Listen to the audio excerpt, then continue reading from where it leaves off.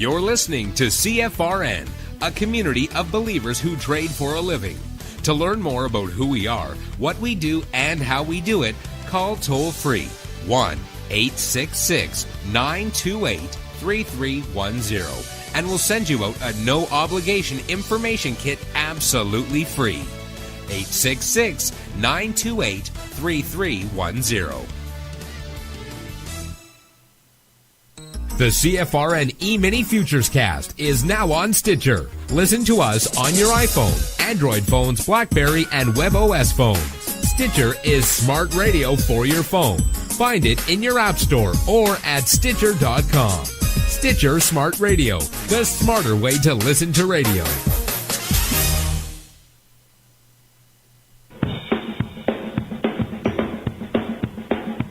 Are you ready, Steve? Andy? Yeah! Bert? Well, all right, fellas. Let's go!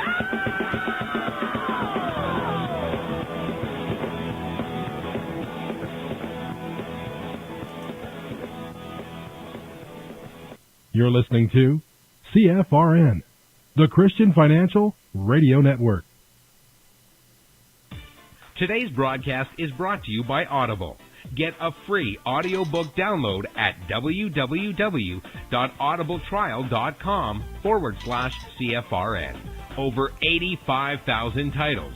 Choose from mystery, romance, religion, science, technology, business, New York Times bestsellers, even children's books. You name it, Audible has it. With 85,000 titles to choose from, you're sure to find the perfect audiobook for yourself or to give as a gift, and it's absolutely free. Just point your browser to audibletrial.com/CFRN. That's audibletrial.com/CFRN. And become a part of the audiobook revolution by downloading your free audiobook today. audibletrial.com/CFRN. Hey, trader, want to get rich quick? Well, good luck with that. If, on the other hand, you actually want to learn how to trade, the place to be is www.cfrn.net. Tune in Monday through Friday, 9 a.m. Eastern for our daily devotional, and then spend the next 3 hours learning how it's done from professional traders who actually trade for a living. That's www.cfrn.net. Every trading day from 9 a.m. to 1 p.m. Eastern. CFRN, a community of believers who trade for a living.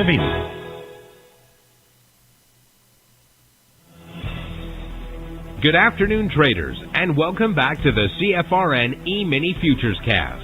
This is the daily broadcast of Indeterminate Length, where we discuss all things Emini, along with some really big ideas on the finer points of trading gold, bonds, crude, sugar, the euro, and even T-bills.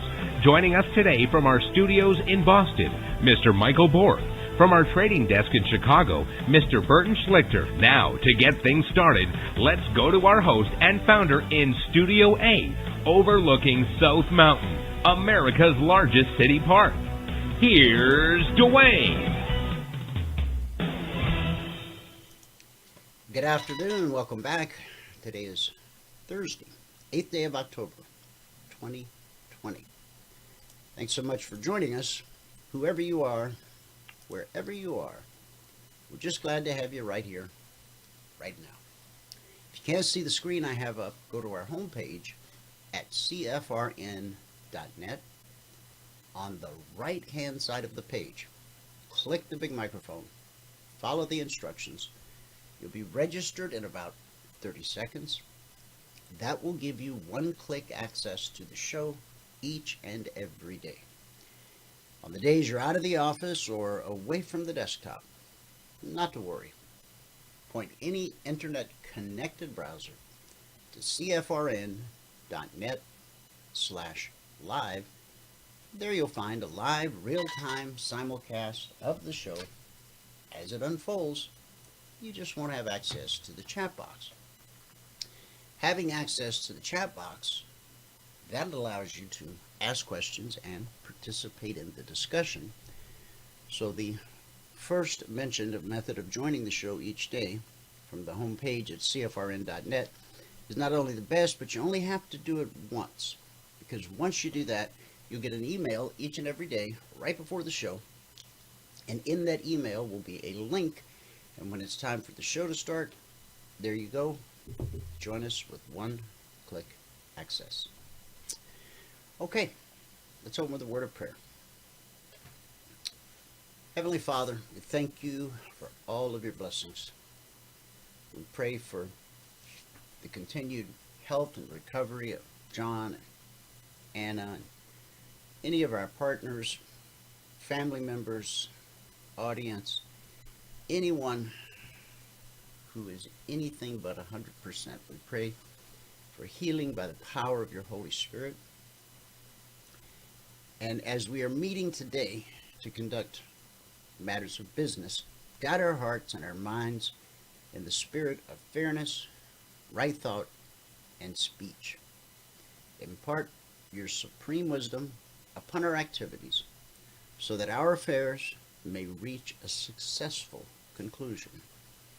Thank you for being our source of guidance today. In Jesus' name, amen. Okay, amen. Here we are with a happy Thursday. Let me give you the numbers from around the world. Cash markets, indices as they are called. Starting here in the U.S., the Dow is up 67 points. NASDAQ up 66. S&P 500 up 20. And the Russell 2000 up 9. In the commodity basket, crude oil up $1.09, trading 41.04 last. It's a gain of almost 3%. Gold up $2.10, trading 18.92.90 last. Silver up a dime, trading $24 last. Now in the Asian markets at the close, Nikkei posted a gain of 224 points, almost 1%. Shanghai dropped 6.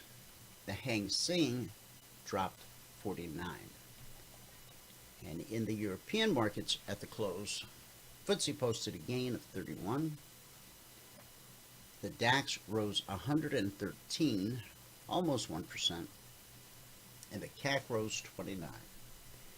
That gives us a mixed day in Asia, a green day in the UK, and it's a big green Radio Thursday here in the US of A.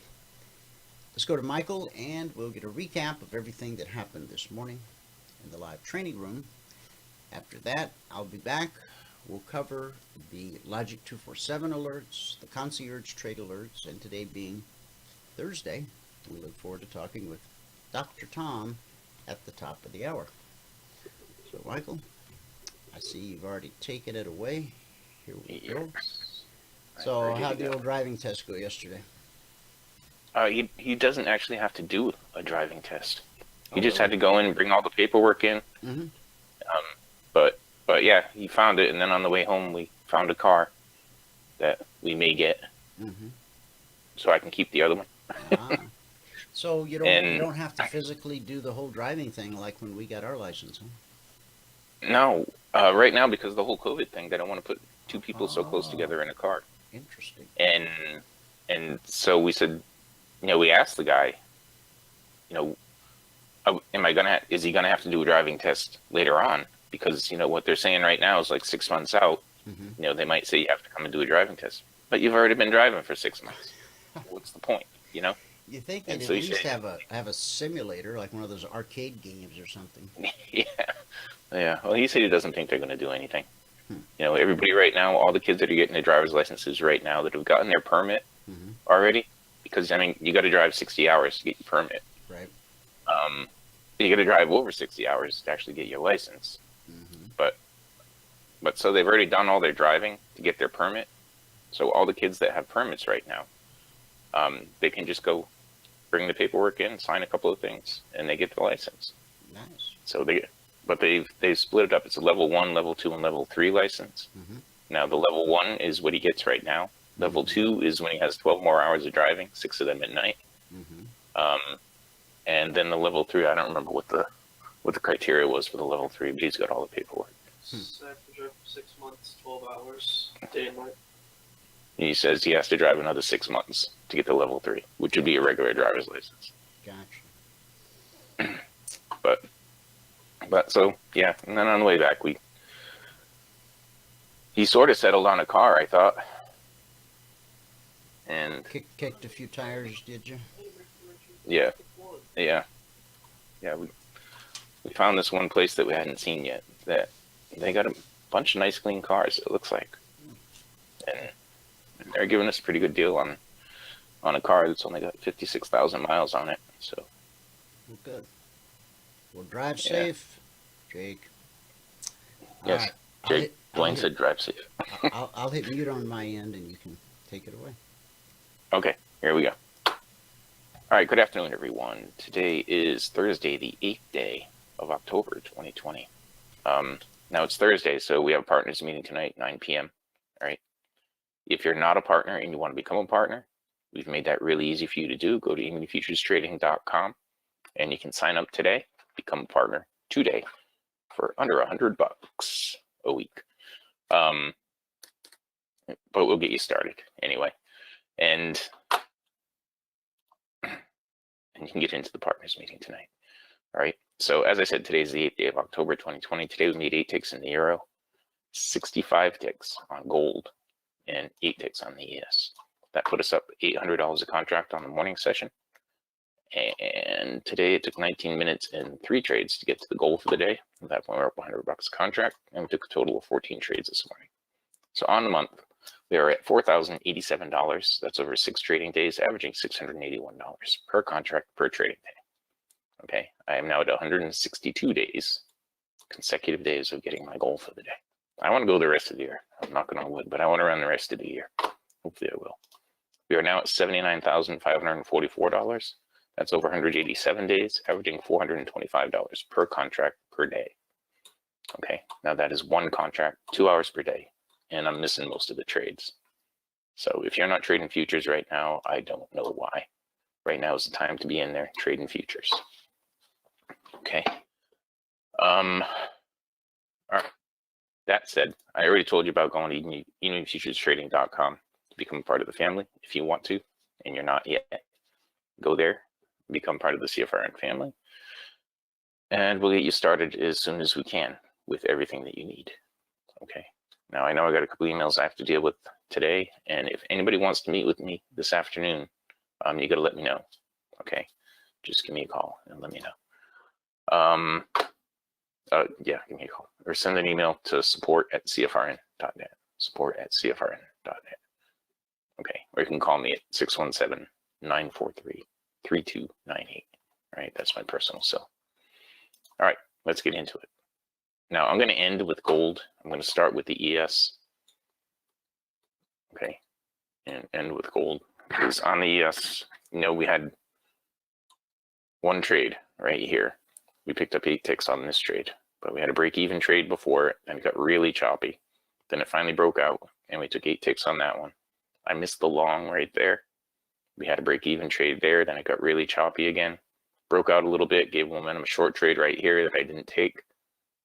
I took a break-even trade over here, a break-even trade over here, and that was all that I did on the ES.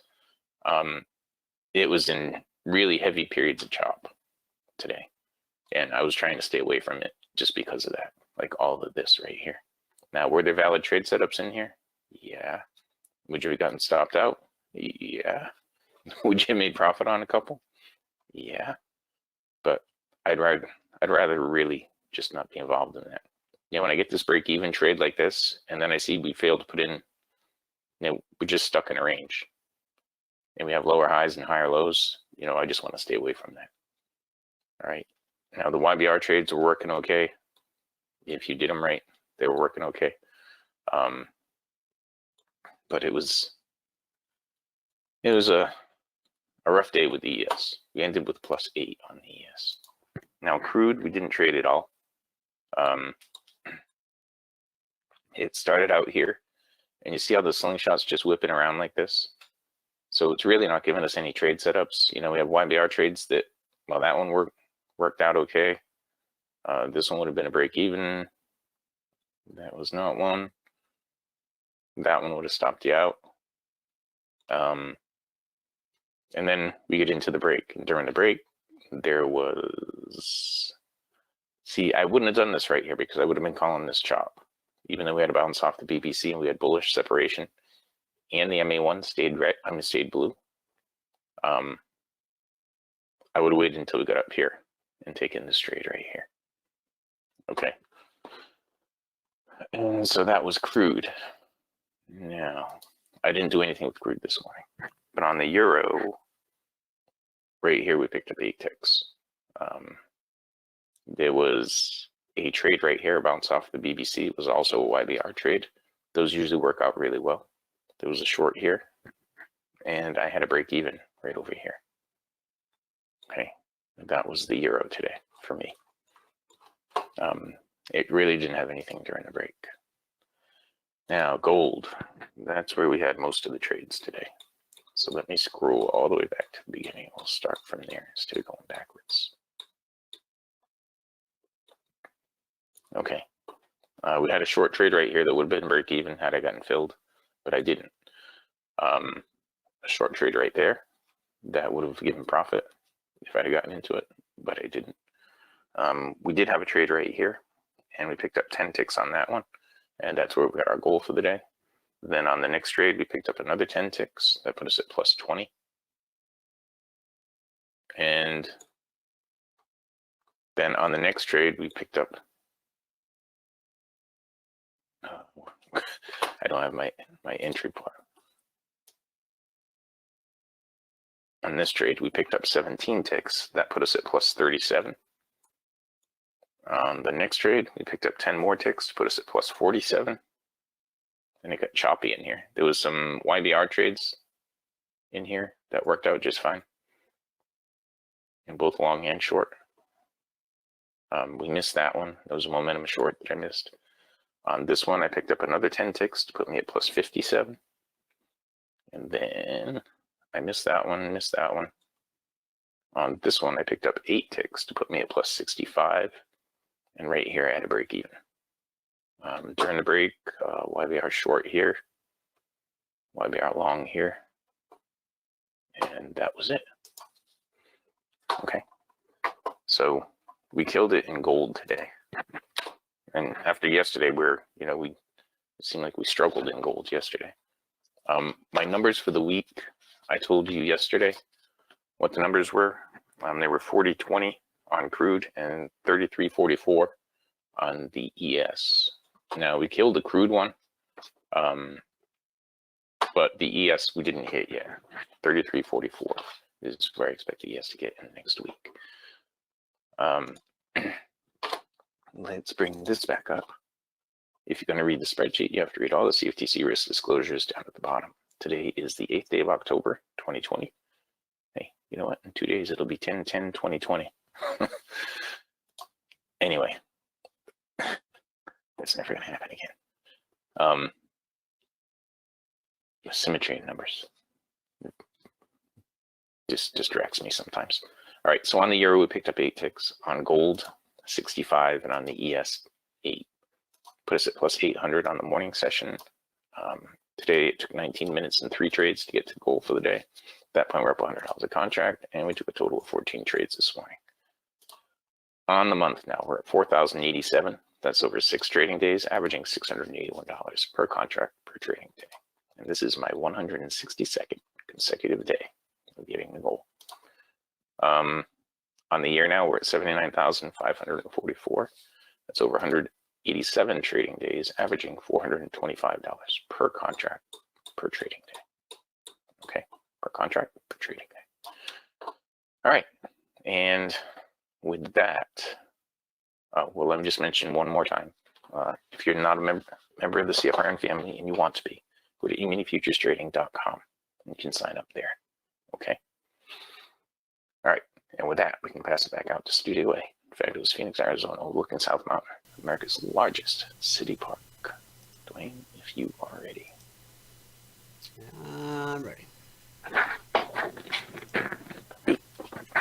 And there it is. Okie doke. Recap of the recap. Today it took 19 minutes and 3 trades to get to $100 a contract. Good job. Very good job. Okie doke. Yep. So, as you know, we have 2 different alert services, Logic 247 and the Concierge Trade Alerts. Concierge Trade Alerts been around a long time, 6-7 years or so.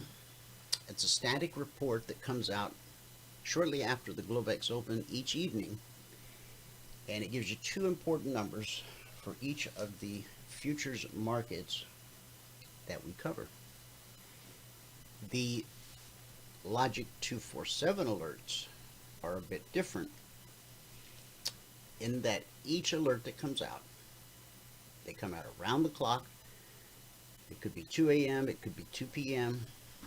The only requirement for an alert to appear in the Logic channel is whenever opportunity presents itself. Now, most folks think of trading Wall Street as a 9:30 to 4 p.m. Eastern kind of a thing. And for many years, that was pretty much the thing. There's always been a Globex market, but it was sort of a shadow market.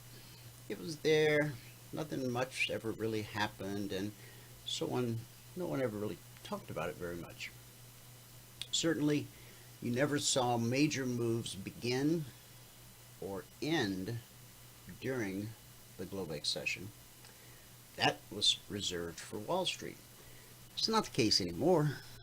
Now there's traders trading around the clock thanks to futures. Futures are a derivative that allow us to trade the indexes, things that you're familiar with like the S&P 500, the Dow, the Russell, the NASDAQ, even crude, gold, silver, etc. But when it comes to the indexes, the S&P 500, Dow, Russell, and Q, you can't actually trade the index, so man had to create a derivative that would allow you to trade the index. Thus came futures and options and all the other ways there are of trading the major indices. Now currently we're in week 114 of Logic 247.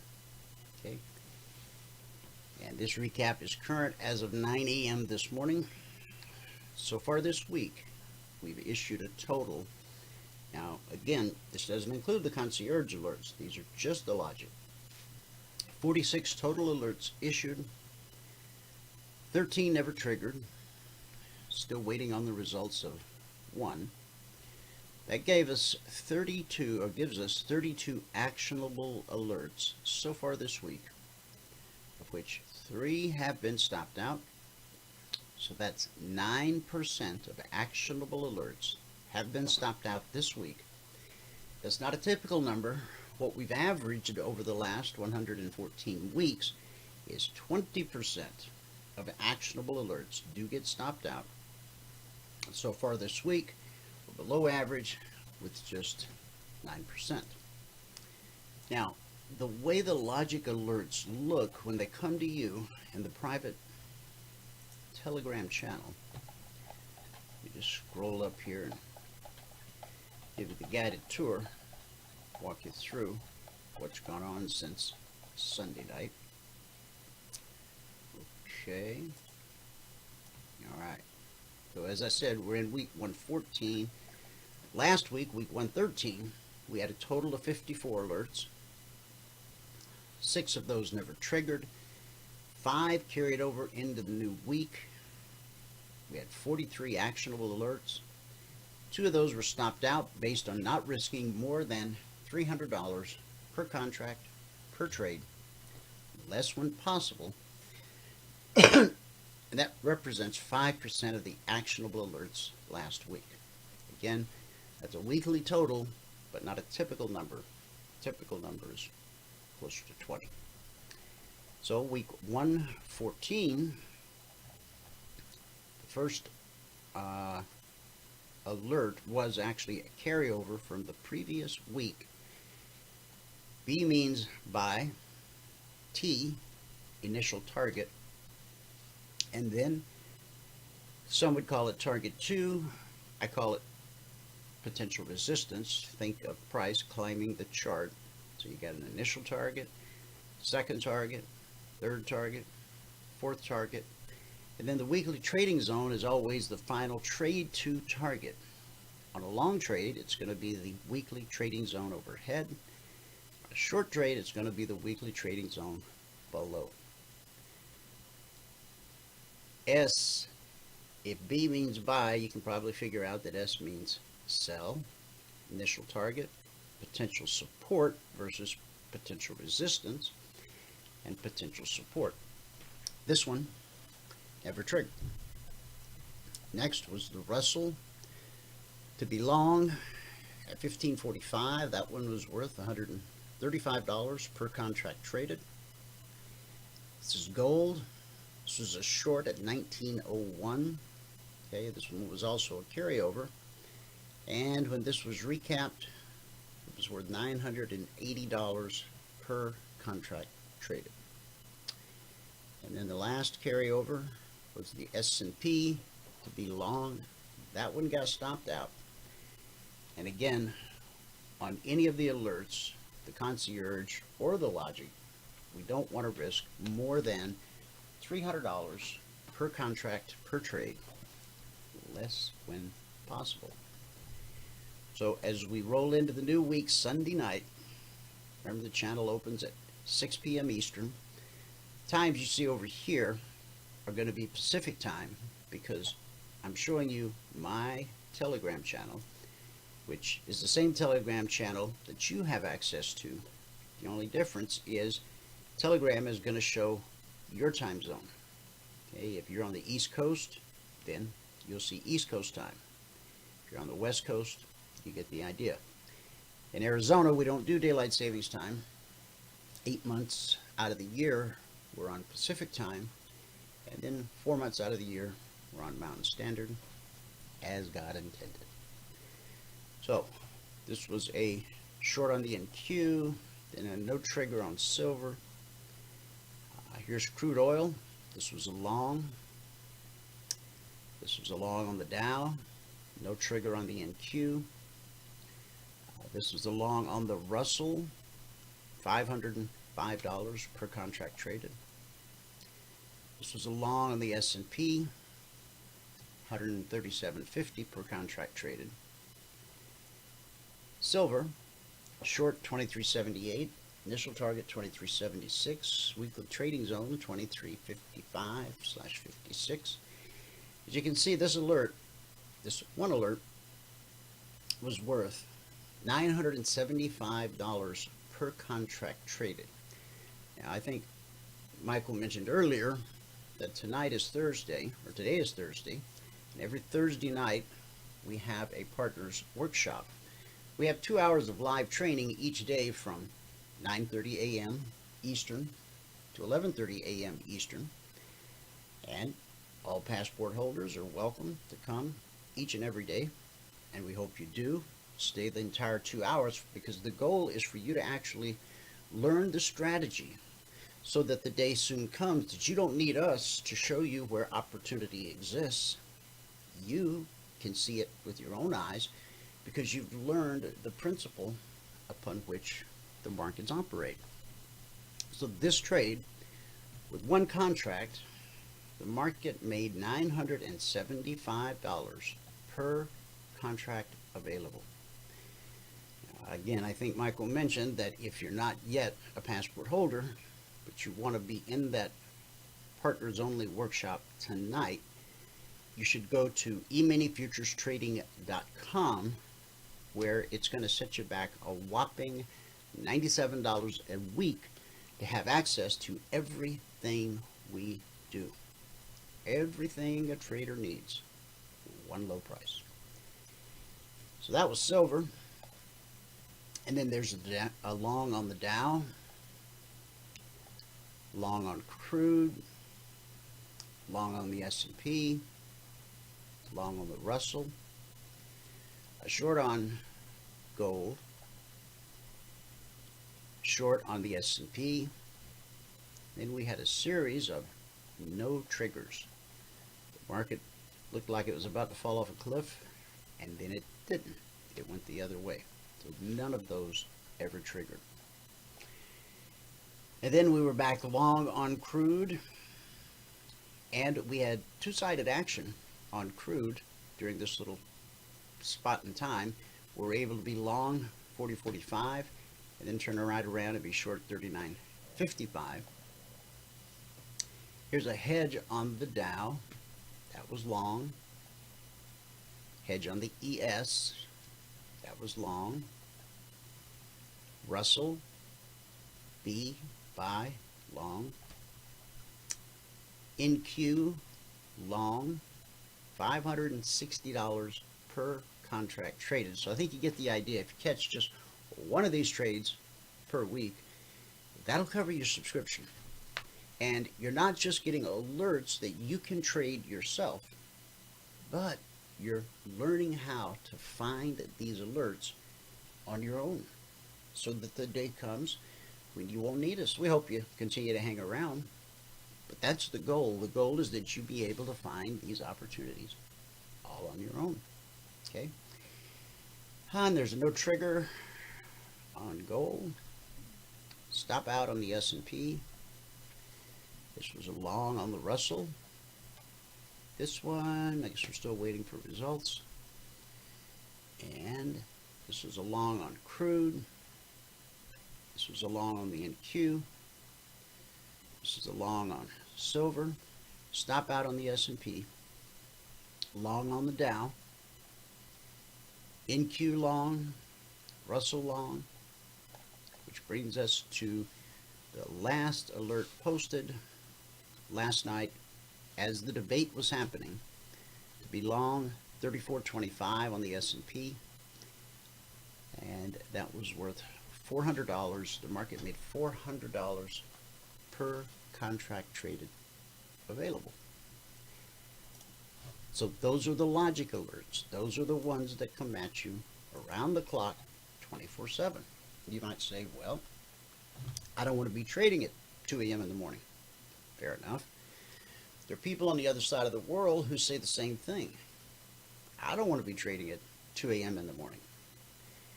Well, your 2 a.m. is their 2 p.m. and vice versa. We have traders around the world, so that's why the logic channel is grinding out the alerts around the clock from the moment the markets open Sunday night at 6 p.m. Eastern until they close Friday afternoon at 5 p.m. Eastern. Now the Concierge Trade Alerts look a little bit different. Instead of coming out individually, one by one, as opportunity presents itself, the Concierge Alerts come out as a static report, all at one time. My recommendation is that you go to your chart, you put two lines in the sand, okay? One on the long side, one on the short side.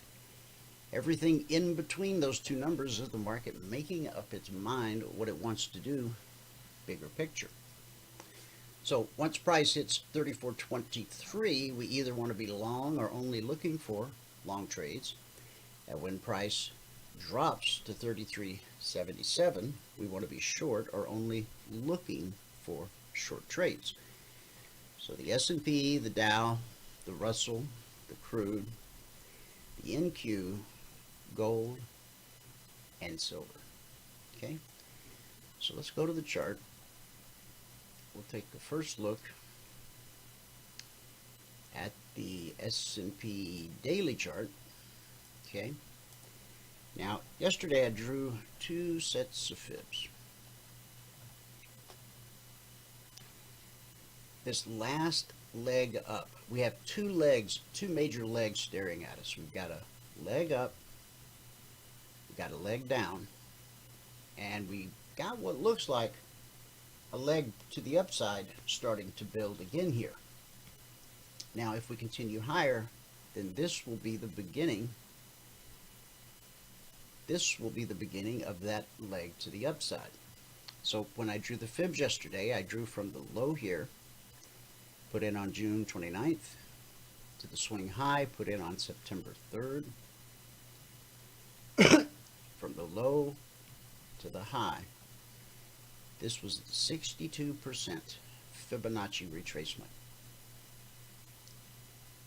When I drew the reverse fibs, instead of going from the beginning of the leg to the end of the leg, or from the low to the high, I went from the high to the low. And in drawing those fibs work both ways, from the low, or from the high to the low, you can see that price turned at that 62% Fibonacci retracement. We bounced, and where have we bounced to? We've bounced to the 62% reverse fib. The price has gone from the low to the high to the 62% Fibonacci retracement, and it has now ran up to the 62% reverse fib. So we now have a window of opportunity above us once we get through. Now, it's not just the 62% reverse fib. You've also got the regular fib, the 24% fib right here. So it's resistance times 2. So price may consolidate and struggle a bit as it attempts to get through this area. Once it gets through this area, then we have a very nice window of opportunity from about 34.45 up to the swing high of this candle, which is 34.3650, on up to the swing high of this candle, which is 34.66. This candle opened green. Buyers pushed price higher. They made it to the swing high at 34.73 1/4. Sellers came in, took it back down, and so we've now bounced to the 60. We visited the 62 of the fibs of the last leg up, and the reverse fibs of the last leg down. If price can take out this little resistance area, okay, we have a real nice window of opportunity. Again, from about 34.45 up to 34.75, there's about 30 points available in that window of opportunity. If we can get beyond this swing high and this swing high, now we're talking about 34.90 up to potentially 35.52 before the market again runs into any type of major resistance. So that's the daily chart. Now, you're probably saying, well, I don't actually trade off the daily chart. Well, some people do, most people don't. Even if you don't trade the daily chart, you should be aware of the daily chart. You should be aware of what's happening from a daily perspective. And so, we'll continue to watch. Now, the swing high, we'll see it on the 30-minute when we go there right now. 34.36 is the high so far on the session. So let me take you to that 30-minute chart. S&P 30-minute chart. Okay. Now this weekly trading zone at 34.18/34.19 has seen a lot of activity so far this week. These weekly trading zones, price goes from zone to zone. We've still got one more zone left overhead for this week, 34.72/73. Now, here's the high of the session at 34.36. Once we take out that high, then we should have, if we do this, now I got too much stuff over there. Right, you see that swing high? That's right where we're at right now. once we get above that, we've got some pretty clear sailing overhead right on up to the highest weekly trading zone.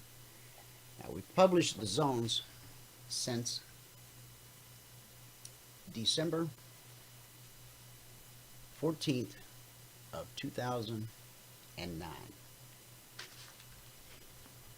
Now, this is an old weekly zone. I thought I had updated that one. 3418/3419. The next zone is 3540. So it's way up there. 3540.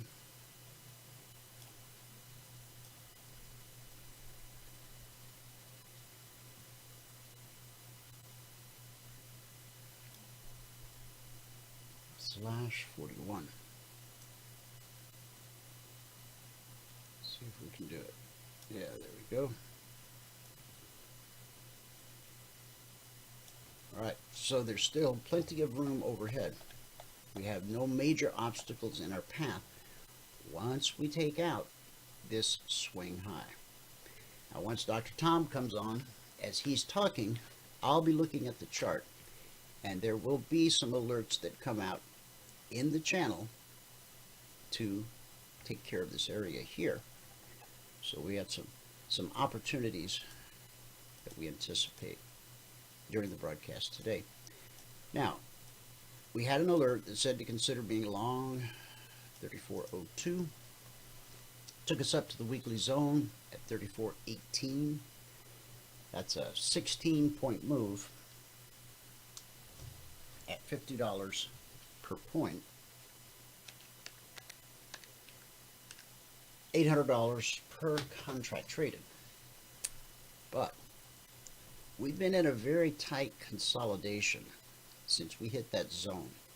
We hit the zone, we caught a bounce, we just looked left, we understand why price didn't get through there. We hit a resistance area, looked like it was almost to the tick, sent us back down to the weekly trading zone. When we approach a weekly trading zone from above, we expect it to be good support. When we approach the BBC from above, we expect that to be good support. Now, that green line, we just call it the BBC, stands for Bull Bear Cross. Here's how you should think of it. When price is above the BBC, we're anticipating higher prices, which is what we've gotten. When price pulls back to the BBC from above, we expect continued higher prices. And when price gets below the BBC, we're looking for lower prices. This other indicator, the technical term is the CFMA1. I call it red and falling, blue and climbing. Okay? And so last night's Concierge Trade Alert for the S&P was to consider being long at 34.23. And that happened right here. Now, important prices and important areas are almost always tested. And let me show you what I mean by that. So when you open up your charting platform and you see that one of the alerts has triggered and it's like, oh, I missed that one. Well, maybe you did, maybe you didn't. The initial move off 34.23 took us up to 34.33. That's a 10-point move. 10 points. And the S&P pays $50 per point. So the market handed us a $500 per contract move. Then price got back below the trigger, came right back down to that weekly trading zone. We consolidated for hours here. Remember, this is a 30-minute chart. Ran up 10 points, back below the trigger, and then we put in a swing high at 34.30.75. We'll call that we'll be conservative and call that 7 points at $50 a point. That's $350 per contract traded. The only caveat on this one is you've got red and falling right overhead. You'll see how it raced up and raced right back down? That's because red and falling represents resistance or bearishness, just as blue represents bullishness or support. The opposite is true of red and falling. So as we bounce off the weekly zone again and pass through the trigger, red and falling turns to blue and climbing, and we put in a swing high up at 34.36. So that's 13 points at $50 a point. That's $650 per contract traded. But we're not done yet. Price dipped back below the trigger, triggered again, and this time gave us a swing high at 34.35. So that's a 12-point move at $50 a point. $600 per contract traded. 650, 600. This one was 500. So, important prices, important areas are almost always tested. Now, there are days where we have a very strong directional type market where price just basically moves in a straight line. Those days are rare, but they happen. And on days like that, you won't see these repeated pullbacks.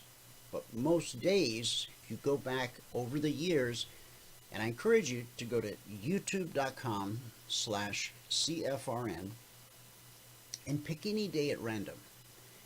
You'll find hundreds and hundreds and hundreds of videos. Just pick any day at random, and you don't have to watch the old 2-hour show.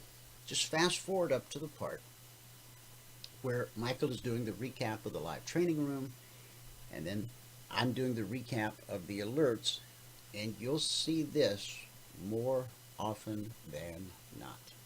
Okay? Trigger, back below the trigger, trigger, back below the trigger, trigger, back below the trigger, and another trigger. Okay? All right, that covers the S&P. Now let's go find the YM, the Dow. Okay.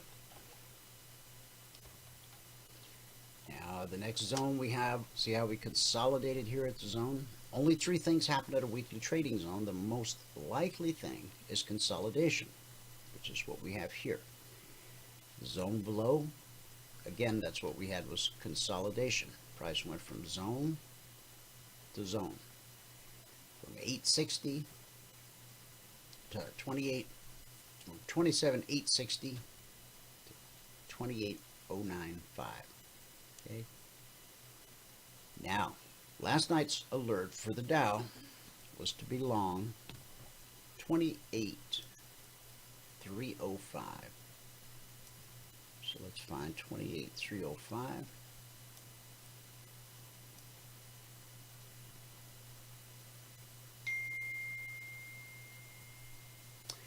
And I just got a message by the magic of the internet or the cell phone that Dr. Tom has arrived.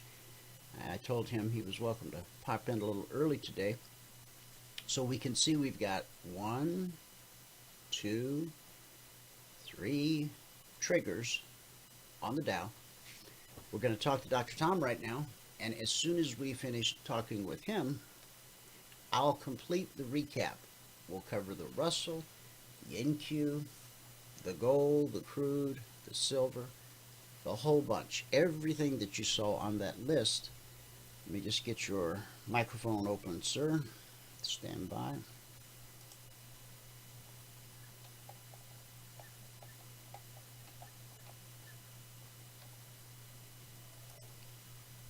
Dr. Tom, welcome to the show.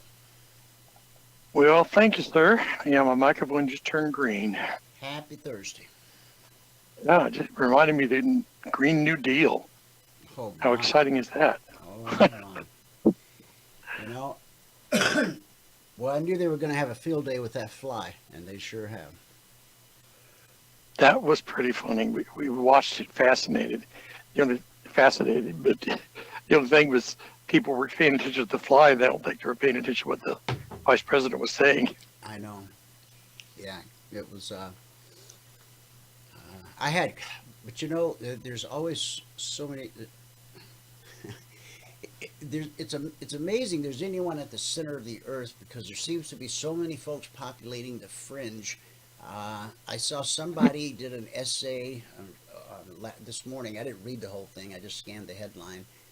That fly somehow was tied into the Jezebel spirit, and yeah. Oh, gracious. It went deep, but I didn't. So I just turned the page and went on to the next article. Well, here's a little bit of important historical information. This is not the only time this has happened during the debate. Hillary had a fly, and Bloomberg had a fly. Okay? I saw them. I saw last night as they were doing their recap of the debate. Somebody showed a picture of the Hillary fly. Sure did. Yeah. So apparently flies are neither liberal nor conservative. Just bless you. I'm surprised they don't have better pest control in these venues, but it is what it is. Yeah. 70 million people watching. You think you wouldn't want to be distracted by flies. Yeah. But there was a lot more distractions last night than the fly. Yeah, what was your overall take on it? Well, let's put it this way. I wrote an article, and it started off with the title, He Said, She Said. But the more I thought about it and looked at my notes from the debate, because I don't miss any of them. I mean, even the Democrat debates, I just take anti-nausea medication and watch them, because part of my job, knowing about these things, right? Yeah, right, exactly, yeah. So I changed the title from He Said, She Said to He Said, She Said, She Said. Because the moderator was not as liberal as Harris. I mean, Harris is, for the last 2 years, won the prize of being the most liberal senator of all in the Senate. Mm-hmm. And so nobody can be more liberal. Her voting record is more liberal than Bernie Sanders, Elizabeth Warren, even the bartender from the Bronx. So there was just something about her attitude, like almost it was beneath her that she had to actually even show up there. So I don't know, it was weird, but go ahead. Yeah, well, anyway, the moderator was, with very few exceptions, just as liberal leaning as Harris. Right. I mean, she was throwing real softball questions, sort of like, it was almost like they were working together. I know they're not allowed to talk to each other or whatever, but maybe they had some sort of weird connection through the airwaves or whatever. But seriously, it was like they were hand in glove. And then she's very aggressive in her questions to the vice president. So, you know how on legal shows, courtroom shows, often one of the lawyers will object and say, objection, Your Honor, assumes facts, not an evidence. Right. Well, this woman, Susan Page, inserted her own facts that were not true and her own assumptions that were also untrue into the question as if they were a fact. And that's sort of like asking a man, have you stopped beating your wife? That's a trick how can you answer that? Yeah, right? Mm-hmm. Because the assumption of the question is that the man is indeed beating his wife. Right. So if that's a lie, then the question is totally invalid. But when she did that, the vice president was forced to spend his time defending against the false accusation that was implicit in the question, rather than actually talking about policy, which is why we all listened in. We didn't get on there to look at Harris's snarky expressions and that was just quite juvenile. The facial expressions, the eye rolls, Yeah, it reminded me when I used to teach teenagers in church. Some of the girls, because during certain times they weren't supposed to be talking, someone was teaching. Mm-hmm. But you'd look at their faces and they looked just like Harris looked last night.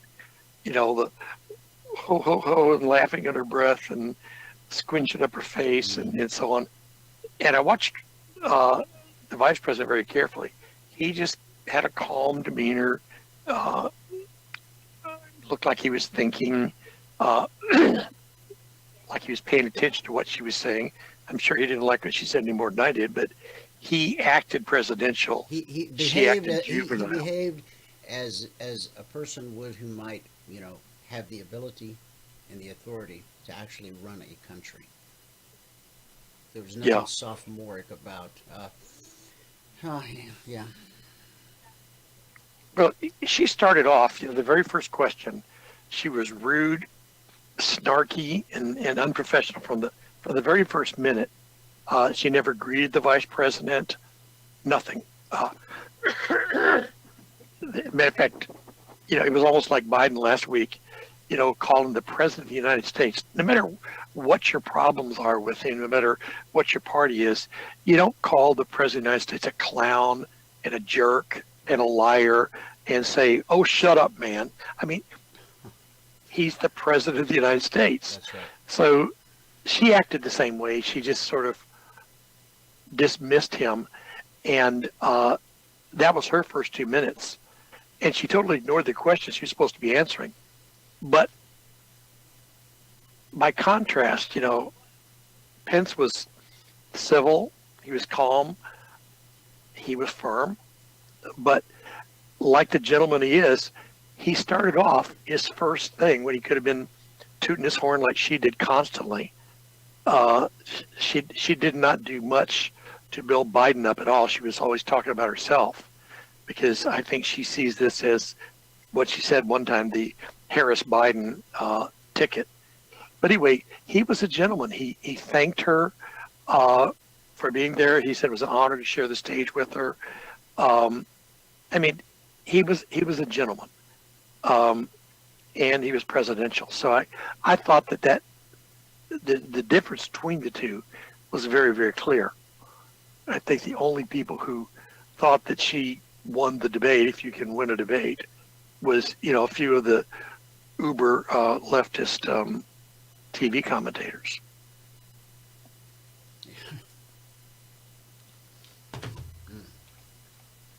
But it was unfortunate that instead of just debating one liberal, he had to debate two of them.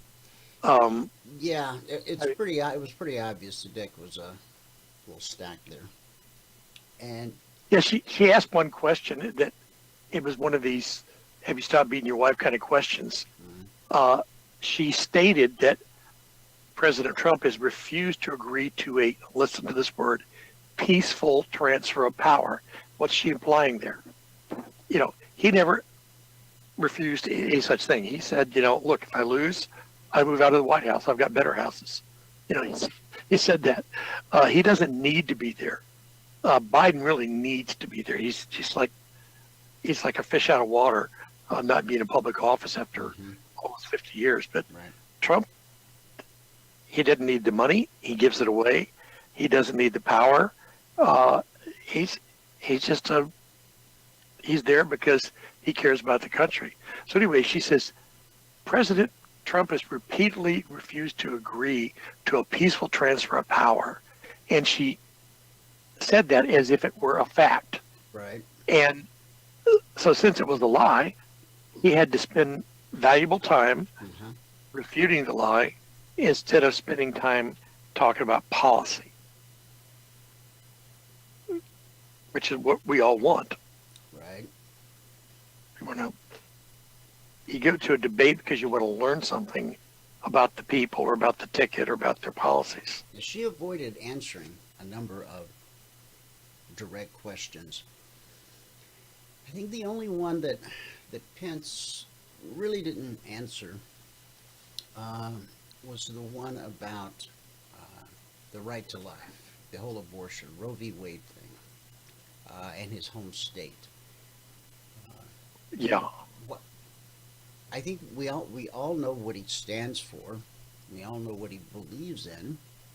He's told us as much. Why do you think he chose not to directly answer that question? Well, it was a trap. They wanted to have video of him saying that he would stop the baby killers, and then they could play that over and over and over again in their ads. Yeah. So, he was smart in the way he dealt with it. Like you say, that's one thing that's pretty much settled in most people's mind. They either believe it's okay to kill an unborn baby, or they think it's sin. And so by answering that question, he wasn't going to flip anybody else over to his side. And conversely, her saying that she loves killing babies, didn't get her any points. So I don't know. I thought about that at the time. I think that's probably why he just didn't think it was strategic to have them have another film clip of him being what they call radical. Right. Right. Did you want me to send the screen over to you? Yeah. Let me send that thing right over. Here you go.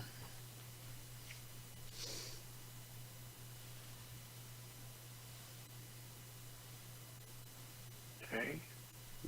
Oh, there's gold in them there hills. Yeah. That's an expression that the 49ers used to use. The people that right. In 1849. In the gold rush days. In the gold rush. Actually, I think it started in 1848, but it really got big in 1849. But it's kind of interesting that gold has been an integral part of the development of the United States and of us becoming a world power and a very, very wealthy nation. Excuse me. Before I get into it, let me just remind everybody to go to CFRNgold.com. The CFRN, just add the word gold to it and then .com. And we'll do two things. We'll send you the Gold Education Starter Package, which is free and very informative. You'll actually know more about precious metals than the vast majority of the guys who call themselves financial experts today. We have, people that are buying gold will go and talk to their financial advisors and they'll say, oh, well, don't do anything with gold. Gold is risky. Really? I mean, the stock market drops 38% in 2 weeks. Gold's value, its purchasing power hasn't changed for 3,000 years. I mean, which is riskier, right? Right. But anyway, yeah. It's because the broker can't make any commissions on it. And sorry if there's any stockbrokers on that line today or financial advisors, but it's just the truth. I used to be in the business, and the president of our company called me up one day and threatened to fire me because I was advising my clients to buy gold. Mm-hmm. And I was running his most profitable office in the country. My office in Palm Beach was bringing in more commissions than the New York office, which was twice as big. And I was the single most profitable broker in the country. My commissions were bigger than anybody's. So I made the guy millions and millions of dollars. And he threatened to fire me because I mentioned to one of my clients that they should have 10% of their assets in gold. Mm-hmm. And I said, the College of Financial Planning teaches that. And he says, I don't care. You don't recommend gold. I said, well, we have a fiduciary responsibility here to advise our clients what's best for them, not what's best for our pockets. You know what he said to me? What? You can probably guess. He said, F fiduciary. Okay? Oh, my. He could care less. He just said to me, don't ever do it again or you're fired. Do you understand me? I said, yes, I understand you. I didn't say I would do what he said. I just said, I understand you. So I went out on the floor and I asked around, and I found out who the little twerp was who had dropped a dime on me. It was listening at the conference room door, and I fired him. And Okay. Well played. well, if you're disloyal, you're not going to work for me. And then I continued to do what I had been doing, but I had to waste time meeting clients outside the office and take them out to lunch and so on. Because I usually work 12 hours a day. I never left. I ate my sandwich at the lunch table. But anyway, if it weren't for gold, I do not believe that our country would be anywhere near as prosperous as we are today, and we probably would not be the leading economy in the world. Part of it is the way we've handled gold. Part of it is, we've been blessed to have really good gold reserves. So gold coins are really the last U.S. money. We don't have money anymore. The toilet paper you got in your wallet that says Federal Reserve note, the IOU, that's not money.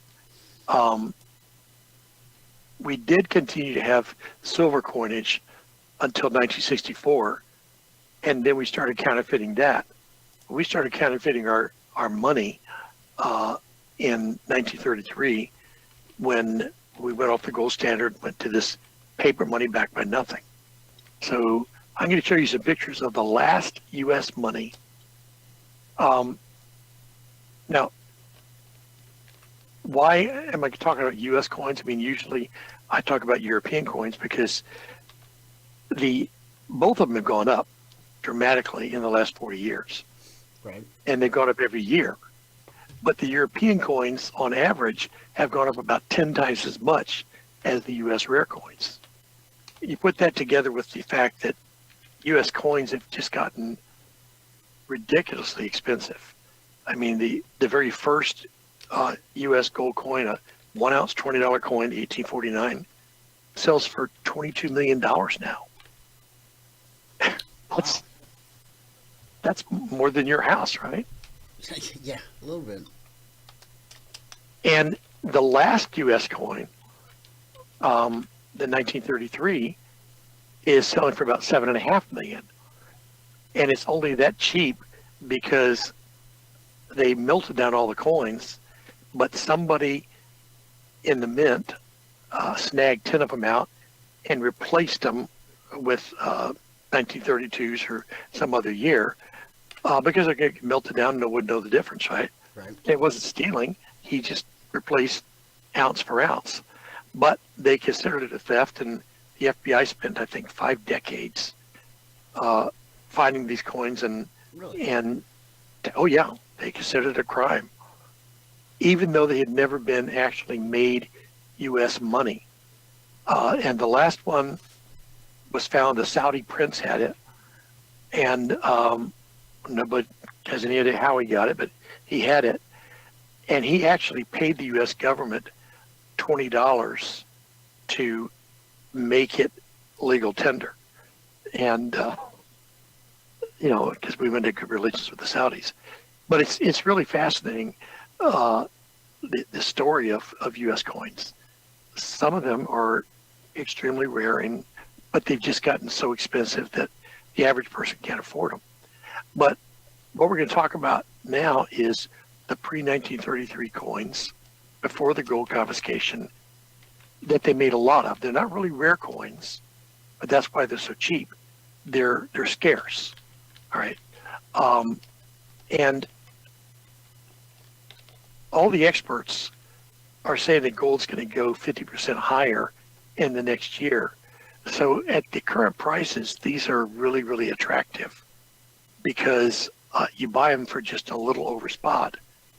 Matter of fact, the American Eagle coins, the modern bullion coins, that make millions of them, they cost almost as much as some of these really scarce coins that are historic.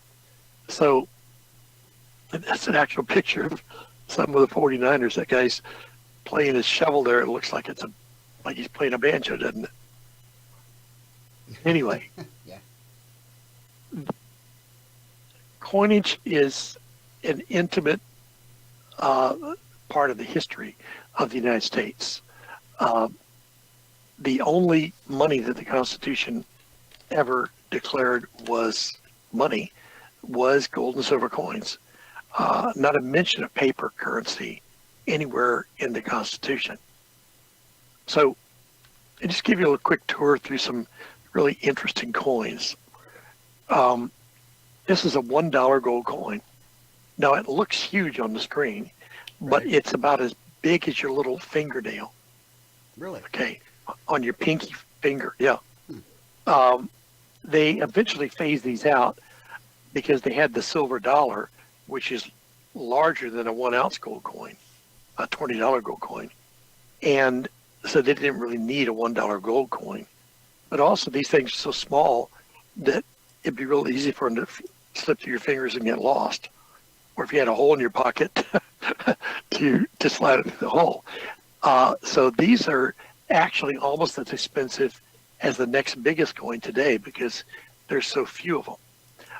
But they're still pretty darn cheap. There were a number of different varieties. This is the 1849 version, the coronet head. There's the Indian princess. And then you get to something that most people have never heard of, which is the $2.50 gold coins. I must say, I'm one of those folks. I never heard of it. Yeah. Well, I was actually in this business for a long time because we don't deal in U.S. coins mostly. I didn't know about it till a few years ago. But yeah, we had $2.50 coins because everything was based on a decimal system.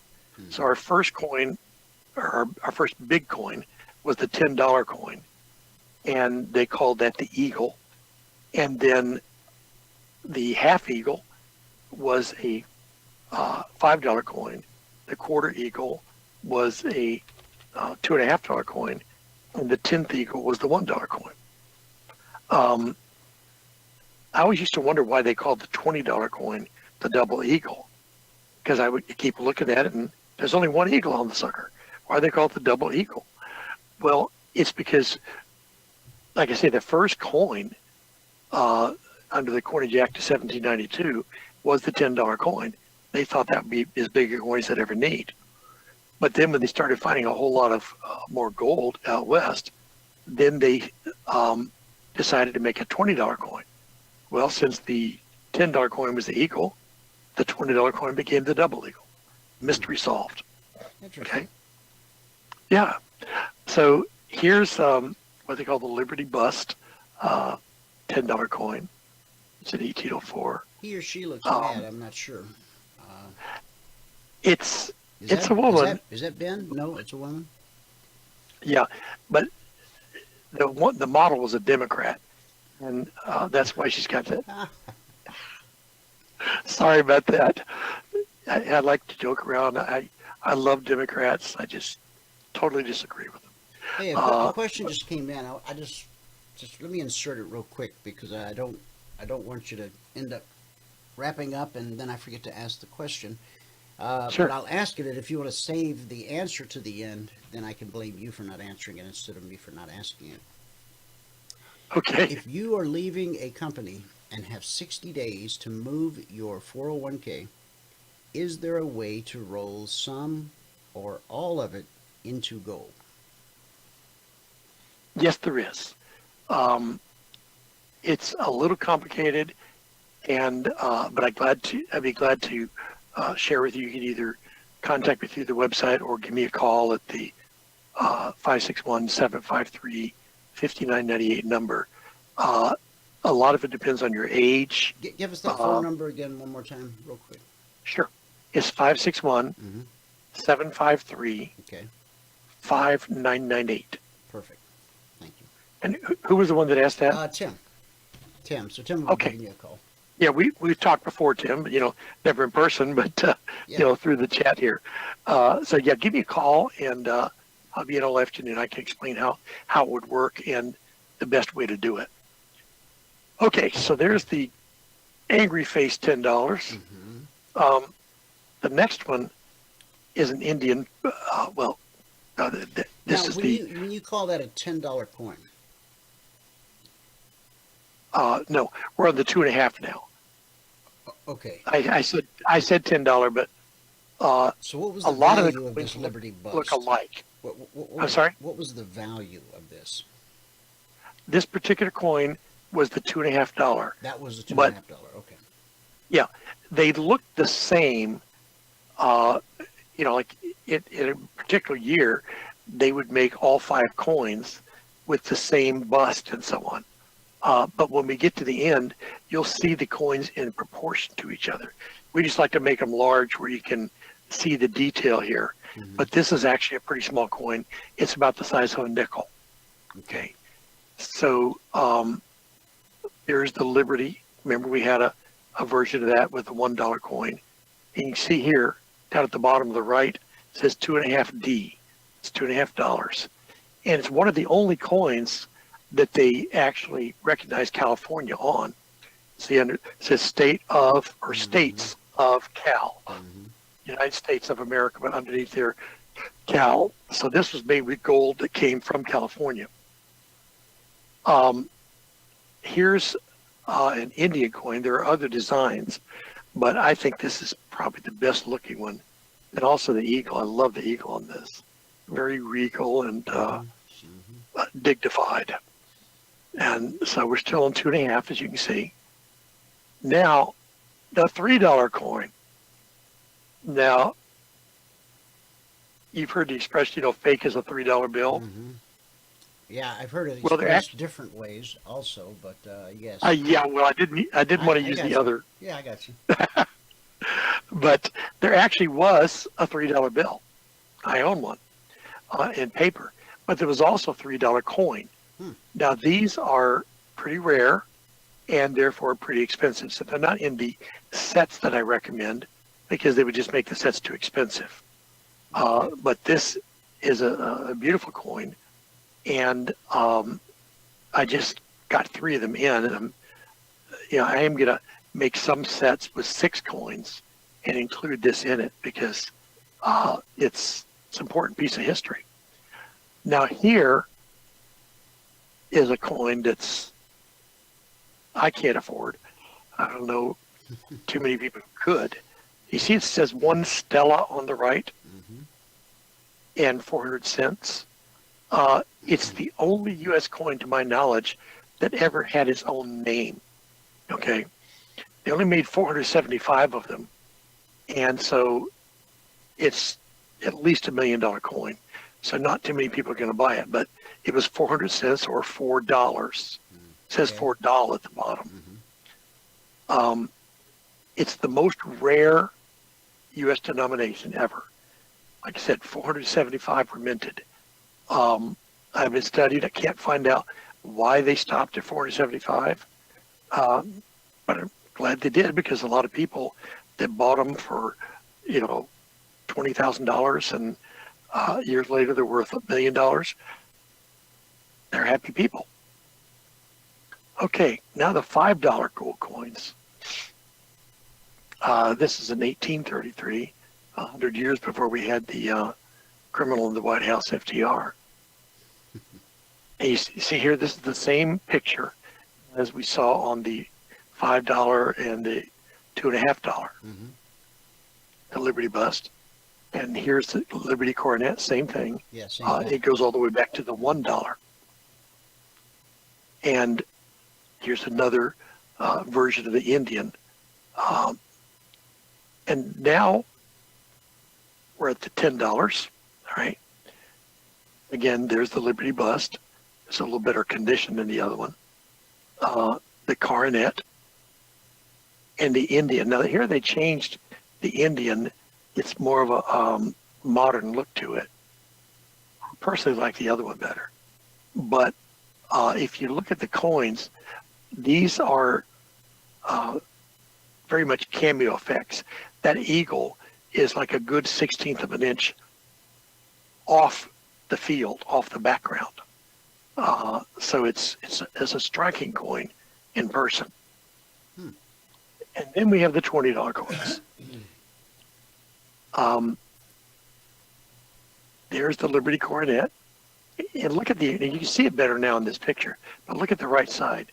That engraving is amazing. It's all done by hand to make the die. That's all done by hand. Yeah. And they didn't have diamond tip tools like we do today. So they were engraving in steel. Right. It was a lot of work. And then look at the Lady Liberty on the left. Mm-hmm. You can see the hairlines and so on. Some of the old English coins, you can see the nose hairs in the king's nose. I'm serious. These guys are very detail oriented. That's funny. But I mean, look at the stripes, the feathers on the eagle, those little tiny stars, the arrows, clutched in one claw. Mm-hmm. It's really amazing how they did what they did. The idea here with the eagle was in one claw, it's got the arrows saying, okay, you mess with us, we'll go to war. But in the other claw, he's holding what is it? He's got the arrows. Yeah, it's a plant. Oh, a plant? Yeah, I don't know, it just escaped my mind totally. The fleur, no. Fleur is flower. Yeah. I can't. It's not a lily. Anyway, it represented peace, was the idea. So they're saying, okay. Would it be a lily? Peace. The lily represents I'm sorry? peace. Doesn't the lily represent peace? But I don't think that's a lily. I think it does, but I don't think that's what this is. Okay. Okay, now here's the most valuable coin in the world, not in the United States, in the entire world. The one I mentioned earlier. If you got an extra $22 million and you could get the Smithsonian to sell it to you, that's what it would cost. How many of those were printed? Minted? Believe it or not, there were 2. And somehow, somewhere along the way, some idiot managed to lose one of them. Okay? Because it was just made as a template to show to the president, just like they used to do in England and France to show to the king. Mm-hmm. And, it's okay. All right, we'll make them. And so they did. They started making them in 1850, and there were a lot of them. So either somebody lost it or somebody stole it. But stealing it wouldn't do it much good because it's the most famous coin in the world. So I tend to think it was actually lost, maybe accidentally melted down. Who knows? But that just made this one more valuable. Back to the flower, I had 2 guesses at an olive branch and 1 guess olive at branch. A fig leaf. Fig leaf is for covering certain aspects of one's anatomy. The olive branch, that's what it is. That stands for peace. By the way, speaking of the fig leaf, I've never been there, but I've heard about this. There's a bar up in Boston, and if you go into the men's room, there's a statue of a lady with a fig leaf in a strategic location. Mm-hmm. And in the women's bathroom, there's a statue of a man with a fig leaf in the similar location. Mm-hmm. And there's a sign that says, do not lift, right? So what are you going to do? Somebody said, don't lift it. You got to lift it, yeah. You gotta lift it. So when they would lift it up, red lights would start twirling out in the bar and a siren would go off, right? And they said some people stayed in the bathroom for hours. It was an old building, just really narrow transom windows, but you can see scratches on there where people were trying to open up the window so they could crawl out and go to the alley. But invariably they had to come out, and everybody would laugh and cheer and clap for them. And but I always thought that was a funny story. So that's the purpose of the fig leaf. Adam and Eve used them. Did. All right, now here is probably the most beautiful gold coin the U.S. ever produced. This is not a particularly good example of it. We have a better one. But this is a fantastic coin. The president in 1907, he thought the Indian coin was just ugly. It's called the Liberty or the Indian. He said, we're the greatest country in the world, and we got ugly coins. So he commissioned a sculptor, the most famous sculptor of the day, Augustus St. Gaudens, to make a sculpture that they could use on a coin. So that's why this coin is called the St. Gaudens. And as you see, like I told you, there's only one eagle there. At first I looked at it, I said, well, I saw those two wings. Maybe there's one eagle kind of hidden behind the other. No, both those wings belong to that one eagle. It's a double eagle because it's twice as big as the eagle. But anyway, the coin, the picture there of Lady Liberty, in this case, she's got the olive branch and a torch. It's just, again, when you see it in person, it's stunning, beautiful. Now here's a really high relief coin. It's the second most valuable coin in the world, and that was in 1907. And then here's the one that I mentioned, the third most valuable at $7.5 million. This one is around $10 million, but it was made in very small numbers. The 1849 would probably only be worth around $11 or $12 million if the two had still survived. But the fact there's only one, that's why it's $22 million. The 1907, there was, like, I think 6 or 7 of them. And so that's why it's more valuable than the 1933, because there are 10 of them. So it's all about rarity and condition. Right. But you can see the Lady Liberty there. She looks a whole lot better than the other picture. I don't know why they even used that picture. Okay, now here is a coin that was never in circulation as such. It was more or less used as a trade coin, but it was a $50 coin, so it's huge. It's 2.5 ounces, and I don't know why they used the eagle or the owl on it. I guess to show that we're wise or something, but it's the only coin that I know of that they ever used an owl on. We were sort of like, in the early days, we were sort of like the people in the French Revolution. As soon as the revolution was over, they stopped allowing any coins to have pictures of emperors or royalty or anybody on the coins. And we never did. In any of our gold coinage, we never had dead presidents or famous generals or anything like that. But more like symbols of the United States, like the Statue of Liberty, the Indian. India was on a lot of coins because Indians were a big part of our early history. So where the owl came from, I don't know. But this, like I say, this is made for trading. They made it in an octagonal version like this and the round version. Of course, the octagonal one is a whole lot more rare. But since it wasn't ever circulated or being used to circulate it, but more, to pay for trade, it was only made in very limited numbers. So $50 back then was 2.5 ounces. Okay. And that coin is one of the world's largest coins in the entire world. It had a denomination of $50 on it. It's also the second most rare denomination, but not expensive, because the three things that make a coin cost more are rarity, condition, and popularity. And this coin never had a chance to get popular because it wasn't circulated. So even though there was a very small number made, it's not the second most expensive, but it is the second most rare. Okay, now here's a typeset of all 12 of the U.S. gold coins ever made.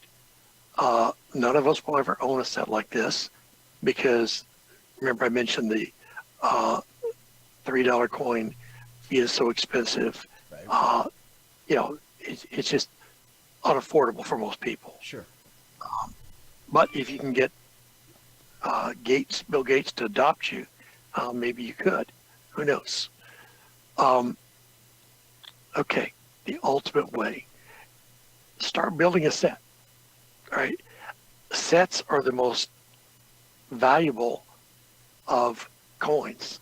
Unique coins are obviously the most valuable, but sets are most people can never afford a one-of-a-kind coin, one-of-a-kind in the entire world. Right.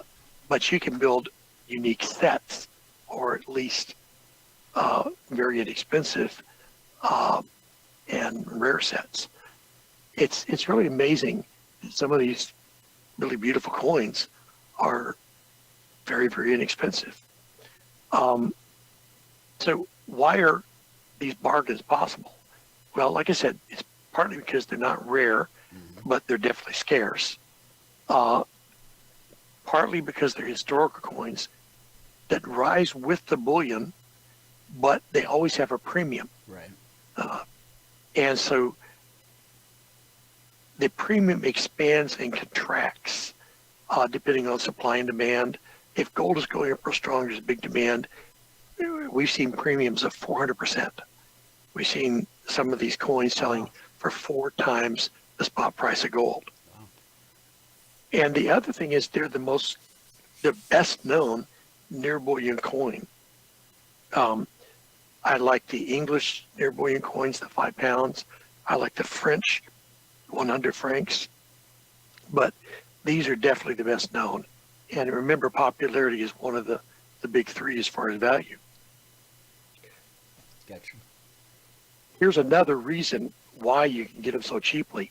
There were hordes of these coins a few years back dumped by European banks. And you might ask, why did European banks have literally 50-gallon barrels full of U.S. gold coins?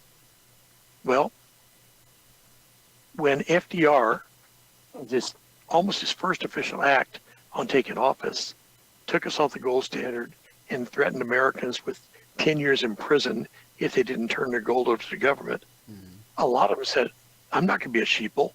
I'm a people, And we were large in the immigrant community back then. So they thought that if they sent their coins over to their family in Europe, Right. that they could save them from being confiscated. That makes sense. So tons and tons of these coins went over the ocean in 1933. Well, our gold buyer, Greg, if you listen to any of our webinars, you'll hear him from time to time. He has spent hours to get permission from the banks in Paris and in other countries, in other cities in France and other countries as well. He would go back and he would spend hours going through literally barrels of these coins and picking out the ones that were in great condition. Because when you just throw coins into a bucket or a barrel, they have somewhat sharp edges. They get a little, dinged up. Yeah, you get nicks in them and so on. So it's really rare to find one that's in excellent condition. But that's why most of the U.S. gold that we have here, that's sold here today, comes from Europe. If you trace back the ancestry of a $20 gold coin you buy, you'll almost certainly find that it came here from Europe. Because these people thought, FDR is so crazy, he's a socialist, no way in the world he's going to get reelected. What they didn't count on was that when he took us off the gold standard, he was now able to print, at that time, billions of dollars. Now it's trillions, with no accountability. Yeah. You used to have a dollar in gold for every dollar bill that you printed. Right. that was gone. So he was able to get elected 4 times. Only president in history that was ever elected 4 times. And he would probably still be president today if he hadn't died, because he just kept printing money. And that's when they passed term limits. So they were wrong. They thought that he wouldn't get reelected, but he had the last laugh because he outlived most of the people that sent the coins over to Europe. And those people took the coins down and put them in the bank. So again, that's where we get our coins from. Now, at one point, as I said, the premium just got too high. Okay, it was ridiculously high, 400%. 4 times the price of gold. That was too much. So it's corrected. And I asked Greg, how likely is it that we'll ever see gold coins selling for 4 times the price of spot gold? And he said, very unlikely. But U.S. gold has always carried a premium. Bullion coins don't. I mean, there is a premium over spot for the distribution, the manufacturer. But I'm talking above that, a value premium. And just in the last decade, I've seen the premiums range anywhere from 25% to 100%. Right now, they're very low. So gold is very affordable right now. And these coins are even more affordable because there's 2 ways you can make money on them. So as gold bullion rises, and as I've talked about before, Bank of America says gold's going to $3,000. Sinclair, Paulson, other gold experts who've been right time and again in the past say it's going to $5,000. Mm-hmm. Peter Schiff, who I know you know about, Dwayne, right. Very, very smart guy. He made a statement recently that we've gone from the place where hyperinflation is a worst case scenario to today where it's the most likely scenario.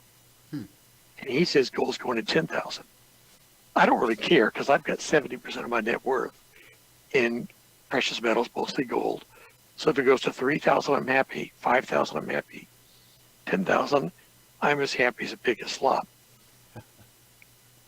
But the premiums expand when gold prices are rising and there's high demand and decreased supply. Well, what do we have right now? I mean, we've had a pullback here, obviously, but we're still in a major secular bull run. And the demand, as I said, has increased by 10 times. At the end of 2019, only about 2% of Americans own gold. Now it's almost 20%. So high demand, and the supply's been decreased by the fact that the biggest mines in the world are shut down because of the China virus, and the world's 3 largest refineries are shut down. The mints are only operating on, partial capacity, partly because of social distancing stuff, but also they're just not getting much raw materials to work with. There's only a few small mines and the small refineries that are still producing material. So we could expect to see the premiums on these go up. And that means that instead of making 55 or 60% on your bullion, if it goes to 3,000, you'll make a lot more than that if the premiums expand, as they always do in those situations. So I'll wrap it. I told you I would let you see what they actually look like in comparison to one another. Right. Off to the right, and these are all in Mint State 62. Mint State 60 is the lowest grade. It means it's uncirculated. Okay. And then 70 is perfect. So all of these are in 62. And off to the right, there's the $1 coin, then the 2.5, the 5 in the middle, the $10, and the double eagle St. Gaudens off to the left. So, any questions?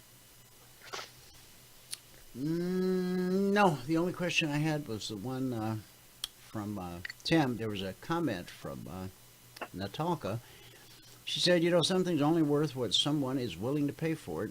Strange what people will pay for something if they have the money. That's true.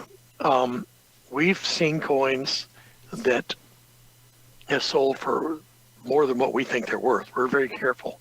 If we go to an auction, we know exactly what something's worth. And if there's crazy people there and they keep bidding it up, then we just drop out. It's kind of like at church one day. We were at a auction for baked goods to send the youth on a missions trip. And this one lady made this fantastic banana pudding. She had a big tray of it there. And I was bidding on it. And all of a sudden, everybody started laughing at me. My wife poked me. She said, "You dummy, you just bid against yourself." I'd bid $175, and I thought somebody else bid something else. Like I bid $200, and I can't even eat it because I can't eat sugar. Oh. So I bid on it, and then I gave it away to a couple of teenagers. But yeah, I mean, sometimes that does happen.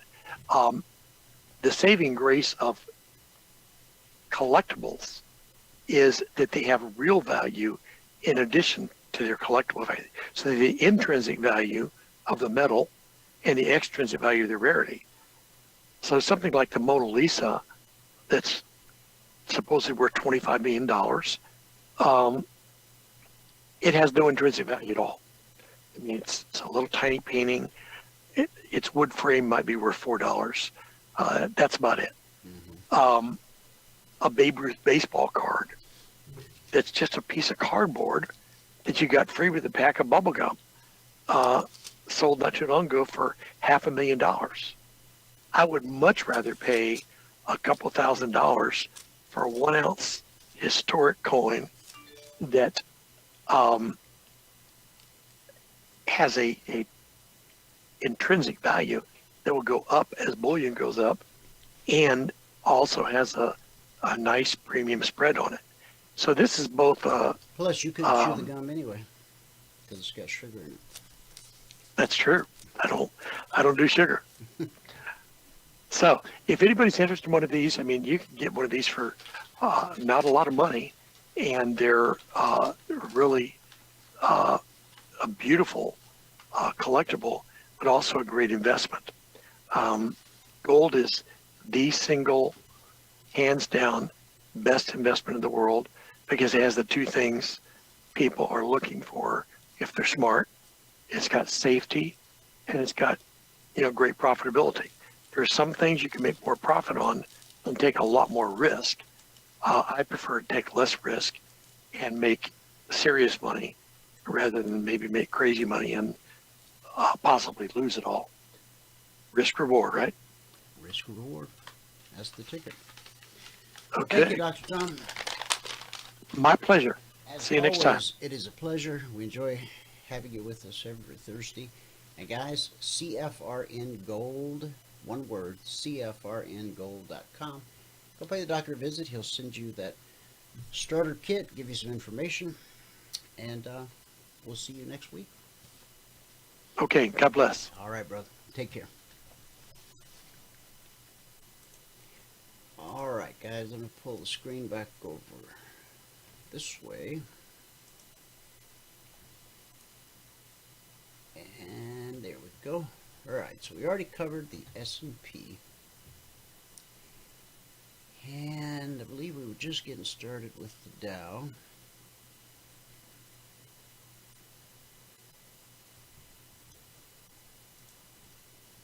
And we were. Okay. So, last night's Concierge Trade Alert. Now, there's logic alerts as well. You've got to remember, those come out one at a time as opportunity presents itself. When this number is published, it's good for the entire session. So from 28,305, that was the alert price. Yes, 28,305. We put in a swing high at 396. So let's just call that 90 times $5 per point, $450 per contract traded. Now, price pull back to the BBC. We expected to find support, and it did. And then it made another run almost identical. The only difference being this run was against the grain because you had red and falling overhead. Okay? When you're looking for price to move higher, you don't want red and falling. You want blue and climbing. And so as we trigger here and into this candle here, we now are above the BBC. We've got blue and climbing below us, and we put in a swing high at 28,452. So from, we'll call that 150 times $5 per point, $750 per contract traded. Now we've got a situation where we've gotten back below the trigger.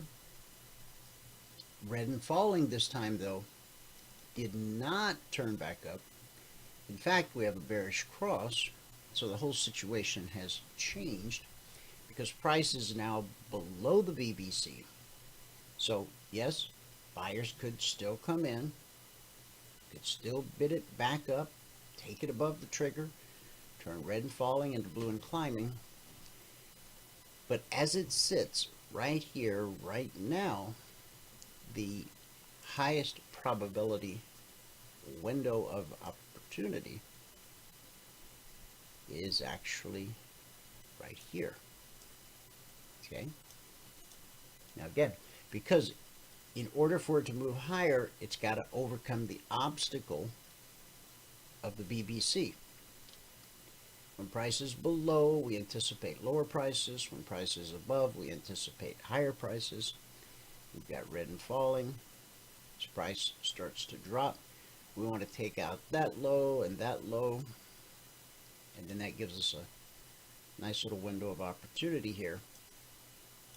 And we want to be sure to move to take profit before we hit the swing low right here. Okay? All right. So that's the Dow. Let's go to the Russell.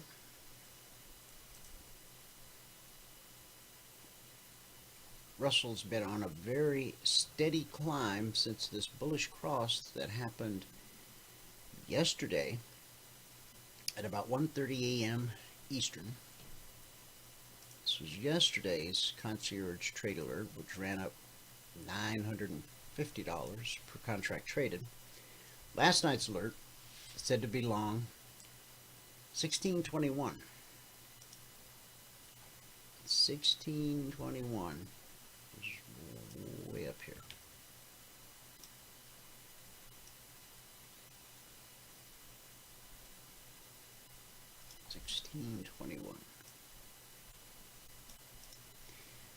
So from 1621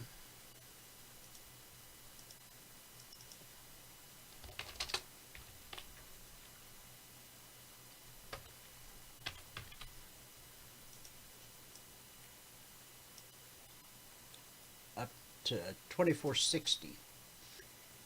Okay, that's 3.5 points. We'll call it 3 points at $50 a point. It's $150 per contract traded. And then you'll notice all the indices are all doing the same thing. You've seen the S&P do it. You've seen the Dow do it. Now the Russell's doing it. On this second move, we've got red and falling, which represents resistance, right?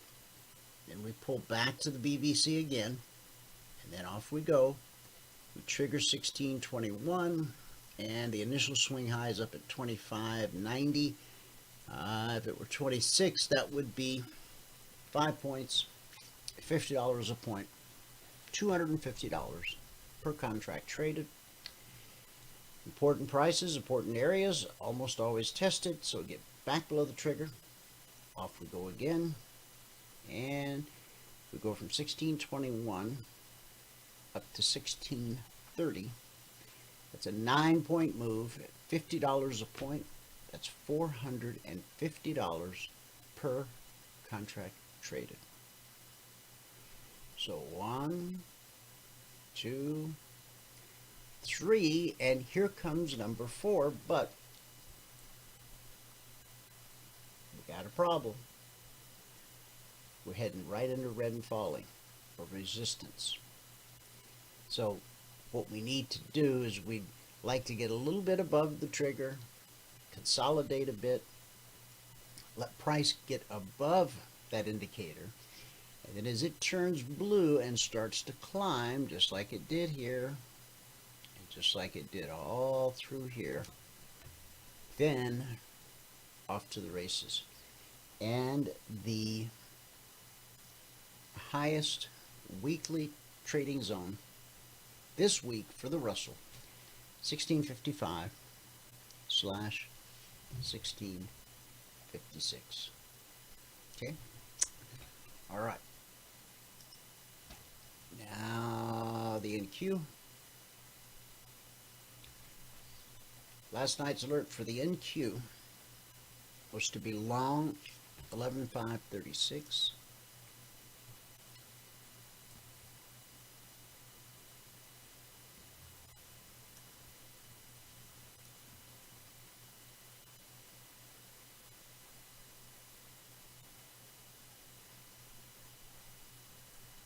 $11,536.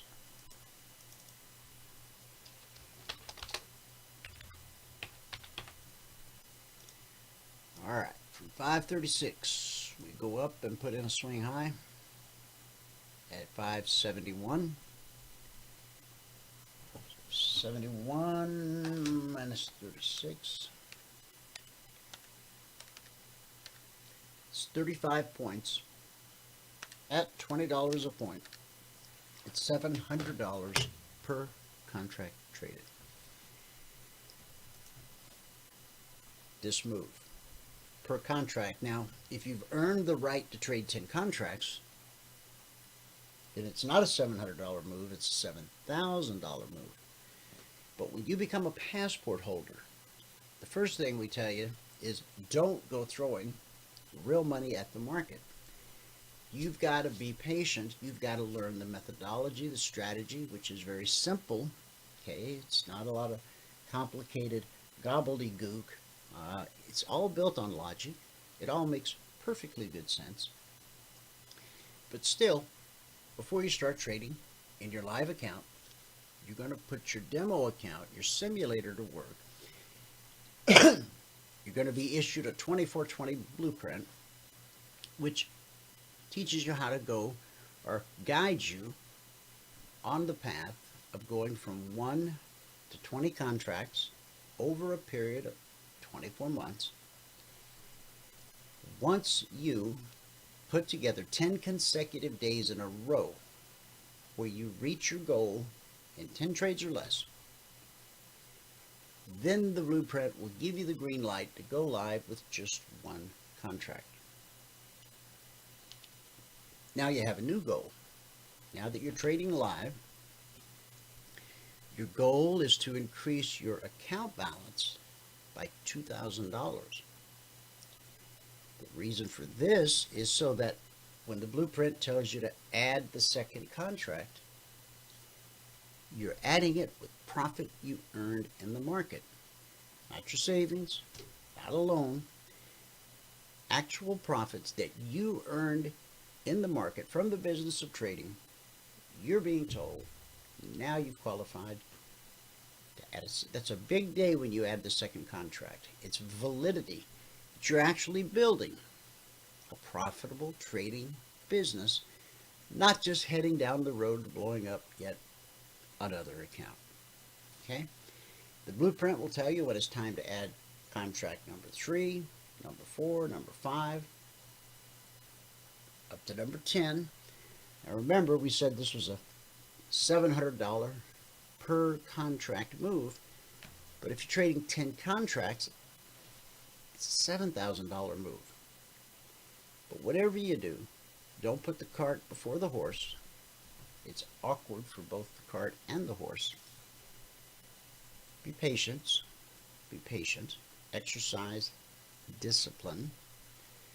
Earn the right step by step, and the day will come if you exercise patience and self-discipline, that you will earn the right to trade 2, then 3. And just because the blueprint's telling you you've earned the right to go to 4 or 5 or 6, you should never feel obligated to increase your trade size. Just knowing that you've qualified for it, that's a good thing. And when you're ready, then you increase that trade size. But what's important is that you're increasing the trade size, okay? Not with savings, not with loans, but with actual profit you earned in the market. So price gets back below the BVC. Important prices, important areas, almost always tested.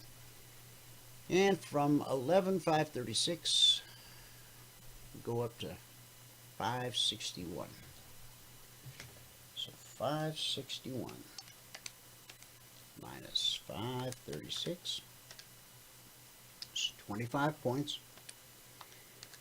At $20 a point, it's $500 per contract traded. Price gets back below the trigger. This one here, you know the story.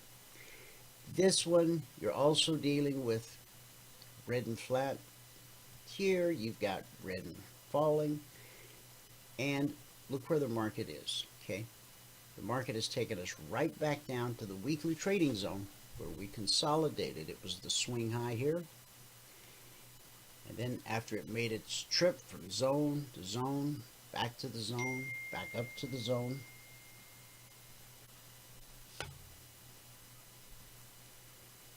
consolidation, and then trigger, trigger, trigger. But this red and falling has brought us back now the weekly zone where we'll either consolidate, or if support fails to hold and we take out these swing lows, then we begin the journey back down to the zone below. All right. Crude oil. Last night's alert on crude was to be long 40.20. That was right here. And the initial swing high was 41.16. From 40.20 to 41.20, that's a $1,000 per contract move. Yes, if you've earned the right to trade 10 contracts, it's a $10,000 move. Okay. Now, we did have an exit signal here. And an exit signal is when the step line gets on the right side of blue and climbing, the first red candle that closes below the step line after it crosses over, the closing price of that candle is your exit signal, 40.69, which would have turned that into a $490 per contract trade. All right. Silver. Last night's alert on silver was to be long 24.04.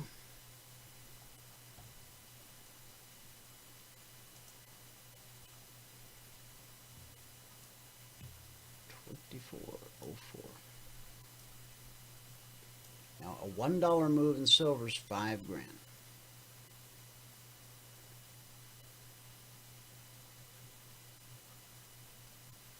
Come on, 24.04.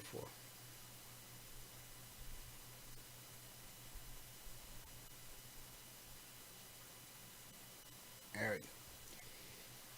So from 24.04,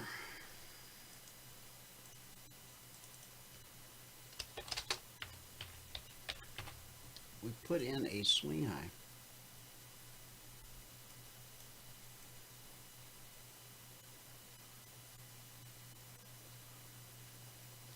At 24.23. So that's 21 cents, basically $1,000 per contract traded. Price gets back below the trigger.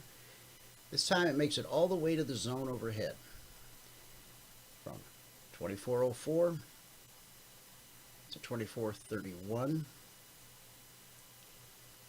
That's 27. It's about $1,300 per contract traded. Remember, a $1 move in the price of silver, that's worth $5,000 per contract traded. And last but not least, here's gold. Gold was really flat yesterday. Once we got into the London Open, we started to get a little bit of a climb, and then we just came right back into this area. The alert for gold was to be long 1897.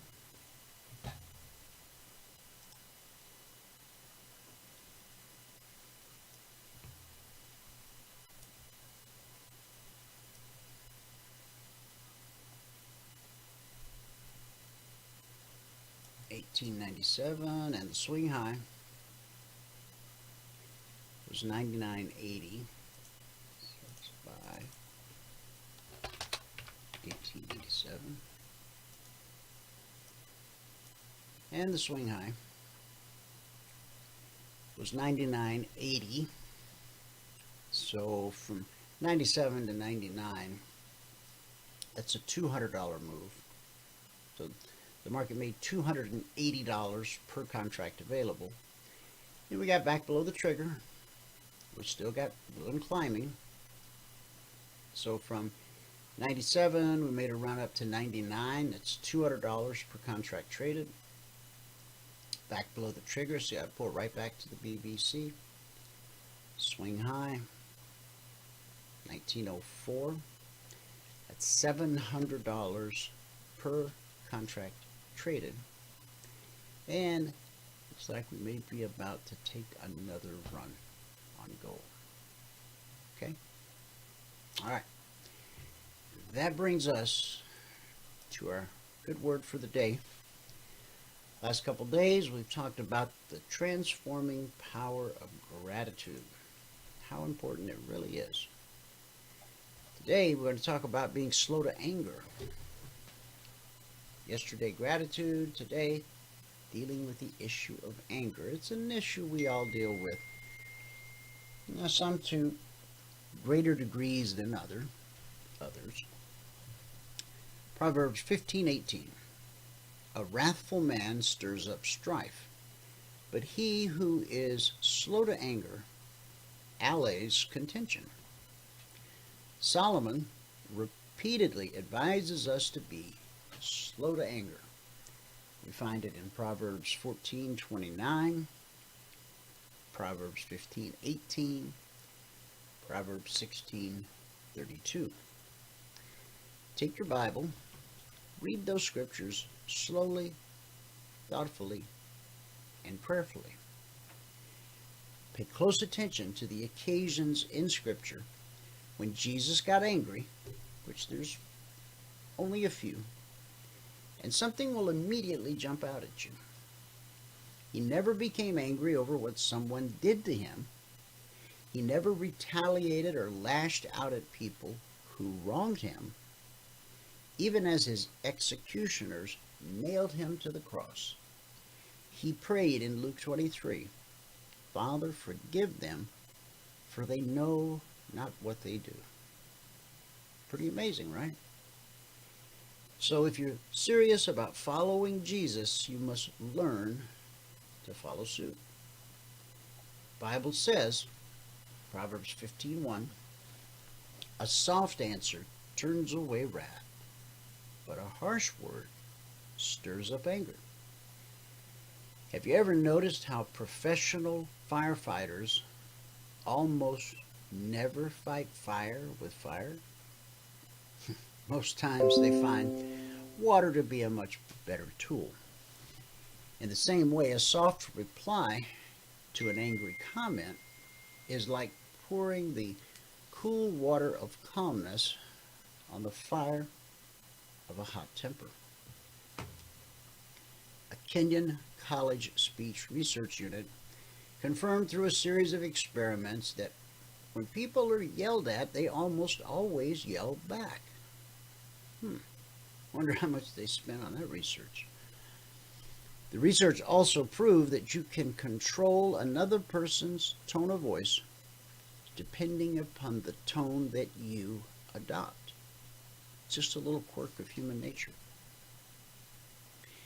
If you keep your voice soft, not only will you avoid becoming angry, but most likely you will prevent the other person from getting upset as well. So, do you want to be more Christ-like and more successful in dealing with others? Then the word for today is this: be slow to anger. And that's our good word for the day.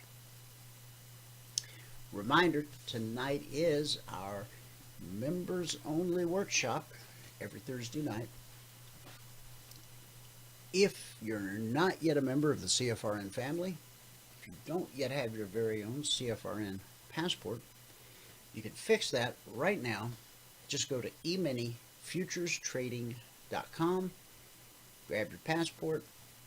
I'll see you tonight in the workshop. Thanks so much for tuning in. Whoever you are, wherever you are, may God continue to richly bless you with His mercy and with His grace. And I'll see you at the bell.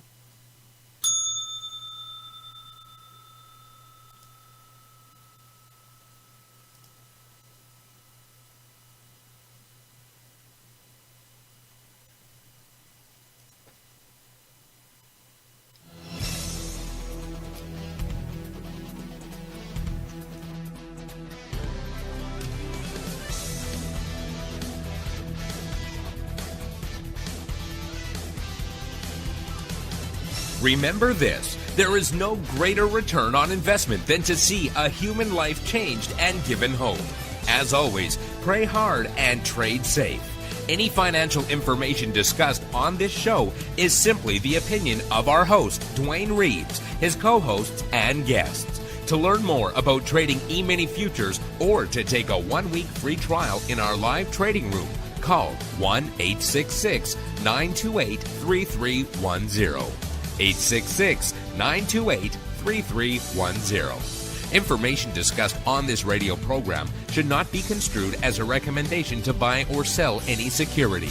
Always do your own due diligence and consult with a licensed securities broker or financial planner before making any investment decision.